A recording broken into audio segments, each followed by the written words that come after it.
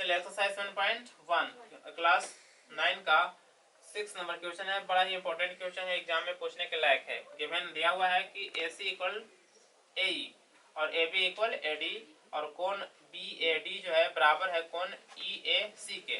Figure में देख रहे हैं, इसलिए दर्शाइए कि BC बराबर जो है DE होना चाहिए। यानी कि देखिए तो BC जो है किसके बराबर होना चाहिए? DE के बराबर होना चाहिए। अगर इसको आपको करना है कि ये दोनों अगर प्रूफ करना है, दर्शाना है कि दोनों इक्वल है, तो आपको जो है इससे पहले आपको जो है त्रिभुज ABC और ADE को सर्वांगसम करना पड़ेगा। इसलिए हमने लिखा सॉल्व। प्रमाण जो है इसमें मिलना देना होगा त्रिभुज ABC और ADE में। ऐसा क्यों? क्योंकि देखिए BC जो है त्रिभुज किसमें बिलोंग कर रहा है? BC जो है भुजा त्रिभुज ABC में बिलोंग कर रहा है, ABC में। और DE भुजा जो है किसमें बिलोंग कर रहा है? DE भुजा जो है त्रिभुज ADE में बिलोंग कर रहा है।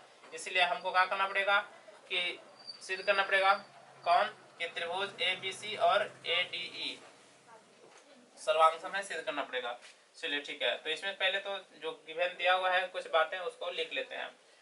क्योंकि इस त्रिभुज में दिया हुआ है, भुजा दिया हुआ है, इस त्रिभुज में AB, इस त्रिभुज में AB और ये वाला त्रिभुज में, इस त्रिभुज में क्या दिया हुआ है जी?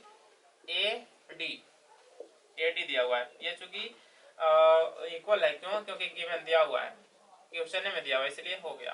दूसरा प्रमाण क्या लेंगे हम कि देखिए ABC में ये वाला भुजा बिलोंग कर रहा है, यानी लिखेंगे AC भुजा किसके इक्वल है? तो इस त्रिभुज में देखिए ADE में ये वाला भुजा के, क्योंकि इसके संगत ये वाला हो रहा है, तो AE होगा। AE ये भी चूंकि क्या है? गिवन है, दिया हुआ है। अब बात एक और है कि हमको जो है एंड और का दिया हुआ है, तो कोण ये वाला कोण जो है और ये वाला कोण इक्वल दिया हुआ है। देखिए ध्यान से देखिए, ये वाला कोण और ये वाला कोण जो है इक्वल दिया हुआ है, तो हम लिखेंगे कि कोण BAD, देखिए यहाँ दिया हुआ है उसे BAD इक्वल दिया हुआ है EAC दिया हुआ है। ये भी चूंकि क्या हुआ है? गिवन है, दिया हुआ है। लेकिन ये प्रॉपर्टी बेसिकली जो है सर्वांगसम करने के लिए काम नहीं करेगा। ये काम करेगा, अब ये काम करेगा, अब ये वाला काम नहीं करेगा, ये वाला काम, तीसरा काम नहीं करेगा। चलिए तीसरा नहीं काम करेगा इसको, क्योंकि कोण BAD ये वाला जो है त्रिभुज ABD का कोण है, ABD का कोण है। अब हमको त्रिभुज ABC का कोण चाहिए, और यहाँ जो है EAC ये वाला जो है बेसिकली जो है EAC त्रिभुज का कोण है। अब हमको जो है चाहिए ADE का कोण चाहिए, इसलिए जो है ये इक्वल होने से काम नहीं चलेगा। इक्वल क्या होना चाहिए?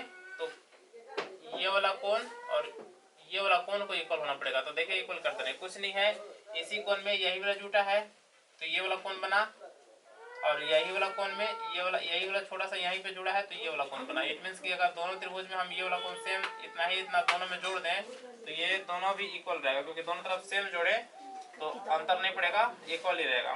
तो चलिए इसमें हम सेम दोनों तरफ में जोड़ दे रहे हैं। कौन? DAC ये जो DAC कोण है इसमें भी जोड़ देते हैं और उसमें भी जोड़ देते हैं। देखिएगा आगे नाउ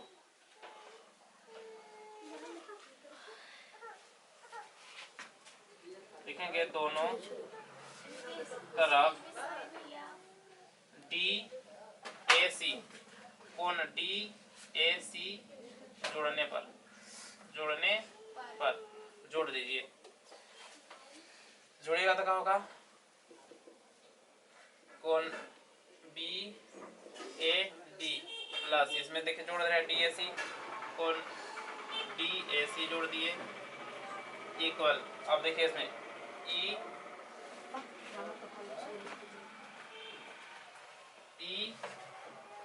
EAC इसमें भी क्या करना है? यही कोण जोड़ देना है, DAC जोड़ना है, DAC जोड़ देना है।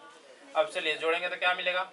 अब चूंकि BAD में DAC जोड़ेंगे, यानी कि DAC ये वाला कोण जोड़ेंगे, ये वाला जोड़ेंगे तो टोटल में क्या मिलेगा? ये वाला कोण मिल जाएगा, यानी कि BAC मिल जाएगा, यानी कोण मिलेगा BAC इक्वल टू इसमें इस कोण में ये वाला कोण जोड़ेंगे, DAC जोड़ेंगे तो आपको क्या मिलेगा, ये वाला कोण मिलेगा, बड़ा कोण, यानी कि DAE मिलेगा, DAE मिलेगा, DAE ये कोण मिलेगा। अब देखिए इसको जो है प्रॉपर्टी 3 बना लेंगे, इसको क्या करेंगे, ये काम करेगा, ये जो है इसको तीसरा बना देंगे। अब जो है कह सकते हैं अतः हेन से अतः कौन नियम काम करेगा इसमें, देखिए भुजा भुजा अवंतर्गत कोण, यानी कि ASA सर्वांग समता नियम से, सर्वांग समता नियम से त्रिभुज जो है दोनों, कौन त्रिभुज, तो ABC सर्वांगसम है त्रिभुज किसके, ADE के। ये आपको हो गया। अब चूंकि ये करना नहीं है, करना क्या था कि BC इक्वल DE करना था, तो करेंगे नाउ।